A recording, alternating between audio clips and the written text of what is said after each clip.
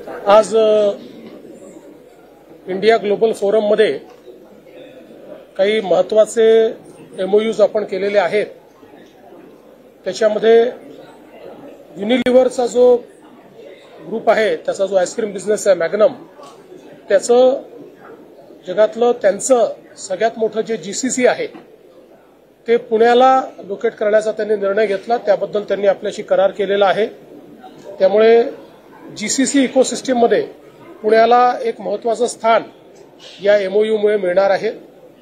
यासोबत आपण एमएमआरडीएच्या माध्यमातून जे वेगवेगळे प्रोजेक्ट्स हातामध्ये घेतलेले आहेत त्याच्या फंडिंग टाईपचे आपण आज एमओयू केले।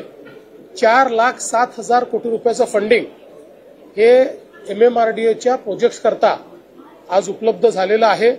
याच्यामुळे आपल्या सरकारने जे काही एमएमआरडीएच्या अंतर्गत मेजर सगळे प्रोजेक्ट घेतलेले आहेत याला आता कुठेही फंडिंगची कमतरता राहणार नाही। ते मेट्रोचे असो, पाण्याचे असो, रस्त्यांचे असो, टनेल्सचे असो, या सगळ्या प्रोजेक्ट करता आता फंडिंग आपल्याला उपलब्ध झालेलं आहे।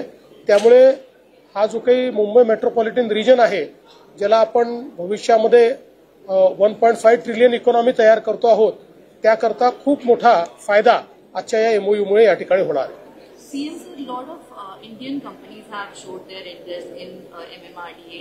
What kind of projects are we looking at, and which companies are these, and what is the outcome we are expecting? देखिए, आज हमने 5 एमओयू साइन किए हैं। इसमें से एक महत्वपूर्ण है जो यूनिलीवर, एक बहुत बड़ी मल्टीनेशनल कंपनी है। इनका जो आइसक्रीम बिजनेस है उसका जीसीसी, जो उनका दुनिया का उनके लिए सबसे बड़ा जीसीसी है, वो पूना में लोकेट करने का उन्होंने निर्णय किया हुआ है। और पूना में हमारे साथ उन्होंने इसका आज एमओयू भी किया और इसके आने से जीसीसी की जो इकोसिस्टम है उसको एक बहुत बड़ा बूस्ट पूना के अंदर मिलने वाला है।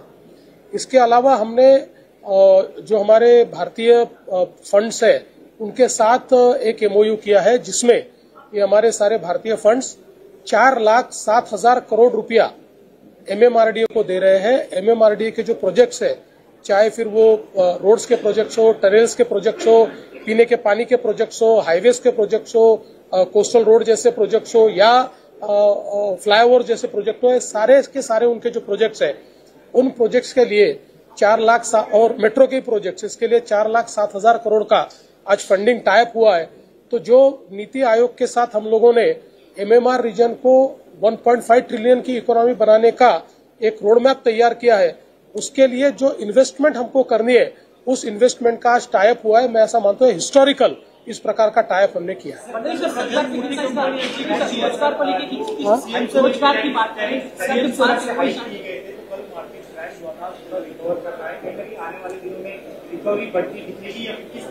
मुझे ऐसा लगता है कि रिकवरी बढ़ती दिखेगी, क्योंकि अब हम लोग टैरिफ का जिस समय अवलोकन कर रहे हैं, महाराष्ट्र की दृष्टि से भी कर रहे हैं, तो कुछ क्षेत्रों में वो टैरिफ हमें हिट करेंगे, लेकिन ओवरऑल इन टैरिफ के कारण एक बिजनेस अपॉर्चुनिटी भी हमारे लिए तैयार हो रही है।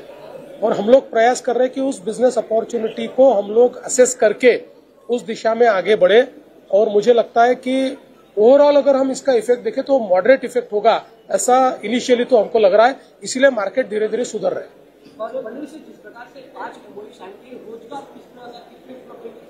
देखिए, इसमें जो जीसीसी है, जीसीसी में तो अच्छा रोजगार निर्माण होगा, और बाकी जो 4 एमओयू है ये इंफ्रास्ट्रक्चर के फंडिंग के एमओयू। तो इंफ्रास्ट्रक्चर में जब पैसा लगता है तो उससे सबसे ज्यादा रोजगार तैयार होता है, तो बड़े पैमाने पर रोजगार का निर्माण होगा। प्रधानमंत्री मोदी